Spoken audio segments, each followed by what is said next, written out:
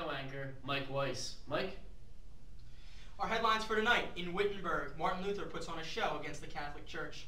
Reporter Jackie Kesselman is on the site. With Martin Luther, who's putting on a show. Let's tune in. What does this mean for the Catholic Church? Well, I'm just trying to change. The Roman Catholic Church isn't what it's been holding itself up as the religious authority as it's claimed to be, so I'm just trying to change things from the bottom up. How are you going to do that? First off, I'm going to try and get rid of the indulgences. You can't buy your way into salvation, and I think that's their first problem right there. It's strictly going off the Bible. Do you think that people are going to buy into that? For the sake of their eternal souls, I sure hope so. Thank you, Martin. Now back to Tom and Mike at the desk. Well, that was interesting. Tom, I'd say you bear a strong resemblance to Martin Luther. I don't know what you're talking about, but breaking news! The newly crowned Queen Elizabeth has just passed a new act of supremacy. From the Houses of Parliament, we have correspondent Joy Wang on site. As we all know, Her Royal Highness just took the throne earlier this year. Her father, King Henry VIII, passed the first act of supremacy declaring England's independence from the Roman Catholic Church several years ago. Now, his daughter has decided to follow in his footsteps. This undoes most of the legislation that Queen Mary, may she rest in peace, passed during her reign. Queen Elizabeth is now officially head of the Anglican Church, the first time any woman has had that position. Now back to you, Mike and Tom.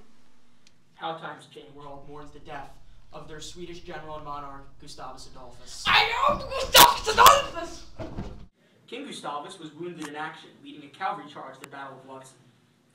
Under his able command, the Protestant Union has been able to gain the upper hand in this lengthy conflict. Newscast right now. I can probably call you back a little bit.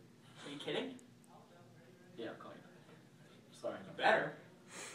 In this lengthy conflict. Determined to avenge their leader, the Protestant army won the field at Lutzen against Albrecht von Wallenstein's Catholic League.